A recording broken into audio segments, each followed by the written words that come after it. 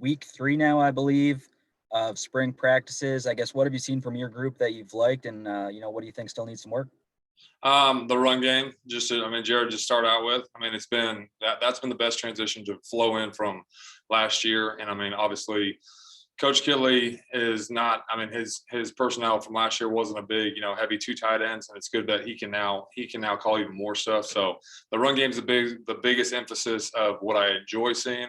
Right now, we're not used to the fact that we're put on islands in this offense. So now it's trying to incorporate more heavy pass. It was more. We were a little bit more protected last year with a little bit more slide protection. We were never put out on an island like we are now. But because the quarterback has so much control and the center has so much control, now our tackles need to understand that that it's going to be a one-on-one battle every single time.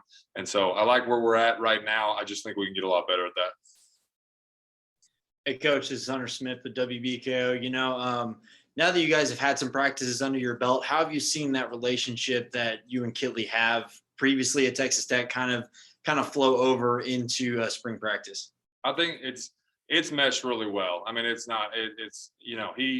things that if we didn't know each other, the thing would be, he'd have to come to somebody different and be like, all right, here's the situation and here's how I want it taught. Now he can breeze by and be like, he can point to a position. I'm like, we're on the same page about it. So I think meshing has been super, super easy, to be honest. Not to mention we've been in a group message for the past 5 years. So it's not like we ever even lost contact. We're calling each other one-on-one and we're in constant contact. So that's kind of the beauty of coaching these days, where if you have a good group of guys that you're with, you're usually in contact with them at all times. It's not, once a year at the convention, you're like, oh, let me tell my life story of what I've been doing for the past 364 days. You know what I mean? So it's been good.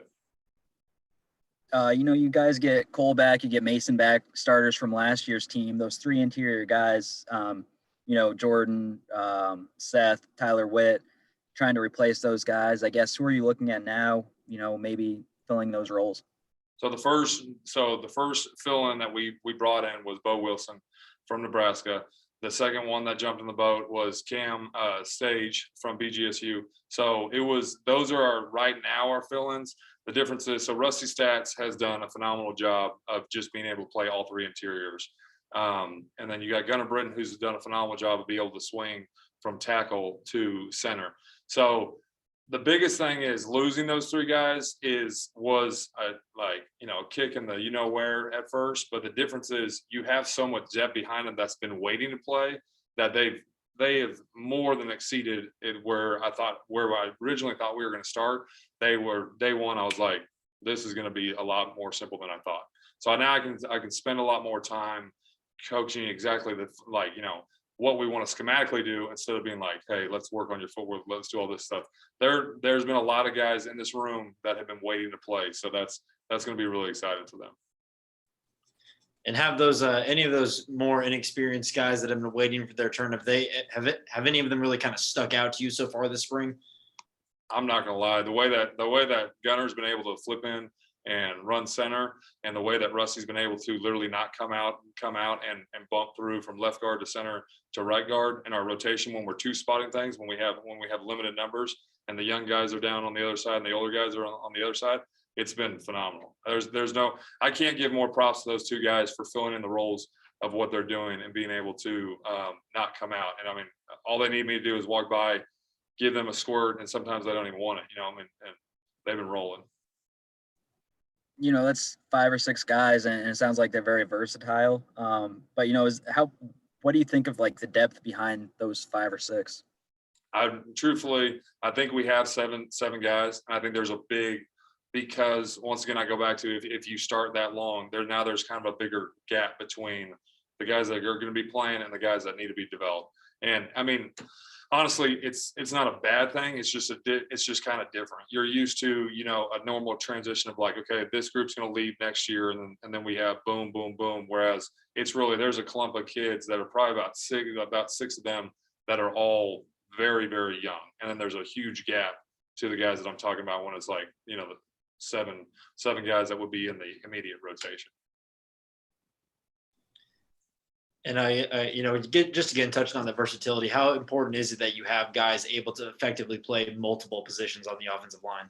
I mean, I'm all about it. I mean, I had to do it. There's only a couple of people that are special that don't get to do it. It's always your prima donna tackles, your left tackle, your right tackle. They always get to, you try to keep them, because they're always like, I don't want to go inside. I don't want to be a guard, and they're like, okay, well, you have the hardest job, but of course, you never want to play guard. They stuck me out there one time. They about broke me off because I'm a midget at 6'3". So I like to stay inside, but I had to play left guard, right guard.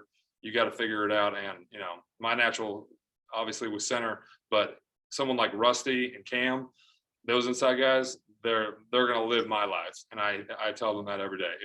If I had to do it, you're going to have to do it, because the fact of the matter is we're going to need you. You're probably not going to get through a whole season without somebody getting banged up.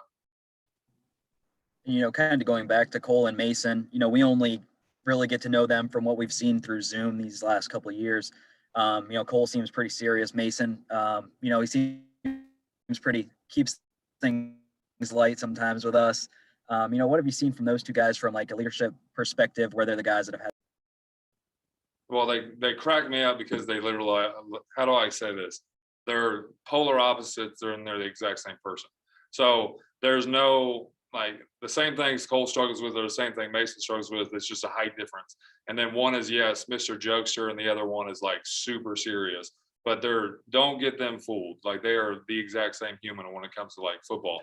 Just one is more quiet leader, the other one is a vocal leader. And you can tell obviously through interviews and when you come to practice exactly who that is. So they've matured a bunch, but they crack me up because there was a lot of emphasis on them to make calls and do things last year. And that's been kind of pulled away because the direction goes into the center, and it's all about him making corrections and points. And so you can tell, they're grasping for that. They want to be on TV pointing at people, making sure like everybody sees them. And I'm like, no, pull that hand down. Let the center do it. So it's been fun to watch them grow up, and they've played a lot of ball, and I'm really happy that we have. Coach Sheldon has talked about executing at a high level, eliminating those little things that, like the false starts, that can have a really big impact in a ball game. How have you seen your team kind of progress to get to that level of being able to execute effectively? I just see, like, there's certain days where you can tell like affects the offense pretty bad. It starts to kind of plague. You can see it trickle over.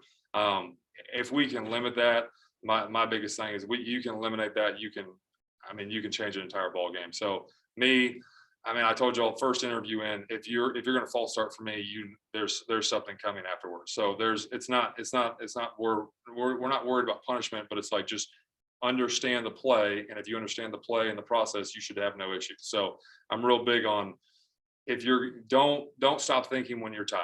You know what I mean? Like, don't just get up to the line and jump all sides, or be leaning into it, or be, staring down where you are so hardcore that you can't focus in on anything else. To me, if we're going to play without thinking, then we should be relaxed, ready to roll. And if anything, I'm talking crazy to the guy in front of me more than I'm worried about, just the intensity of it. So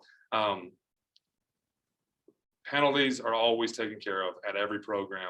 It is what it is. It's like somebody dropping a ball and they go do 10 push-ups. It's just a known thing at offensive line. If you're going to jump, you're going to get probably, some type of punishment. Now, the only thing that ever bothers me is when a center's offsides. And if you see it in a game, it's unbelievable when a center yanks the ball for half a count and then they call it on him. It's like, you literally can snap the ball. So those are the only ones that ever bother me. You're going to jump off sides. I jumped off sides. The entire world jumps off sides. It happens. Go do your little 10 push-ups, move on with your life.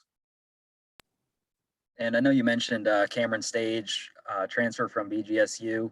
I guess, what was it like getting him, from the portal here to Western Kentucky?